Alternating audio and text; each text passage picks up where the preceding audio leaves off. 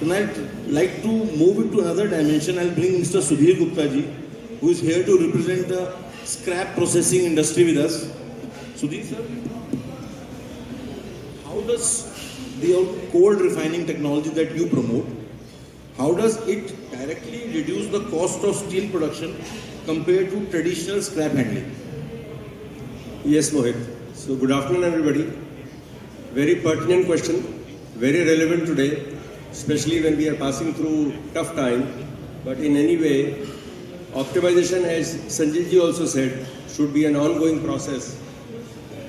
So when I say cold refining, I suggest and mean not only collecting scrap. So earlier, scrap processing used to be collect your scrap and then use it as it is, or maybe slightly modification. But slowly when we say optimization has to come in, so now cold refining, the term when I use it in context of scrap recycling, I mean it should necessarily include 4 things. So probably first step should be cleaning. I call it CSSD. So C means first step is cleaning the scrap. Second is sorting the scrap. Third is sizing the scrap according to your furnace. And the fourth is densifying it properly in a way that it helps you in melting. Now when we do all these 4 things by various machines and processes, maybe manual or mechanical, what we achieve is unimaginable.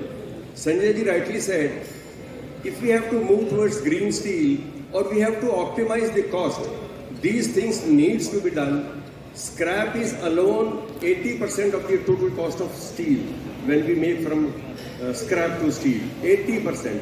So it needs very important eyes on that. So the first advantage that we get when Mohit ji asked me, how does it affect your cost? So number one, when we have purer scrap, cold refined, the charging time is reduced in a furnace. Number of charges that we make because of the density, it gets reduced. So the charging time ultimately gets reduced. Melting time because of the purity and the density gets reduced. Lining life is improved drastically. That we have seen practically also, that when we clean the scrap beforehand and we put in the furnace, the lining life is almost 150% of what we used to have. So lining life, it includes the time also wasted during the change of or the patching of the furnace. That time also is saved. Then you have energy conservation. At least 10 to 15% of energy is saved.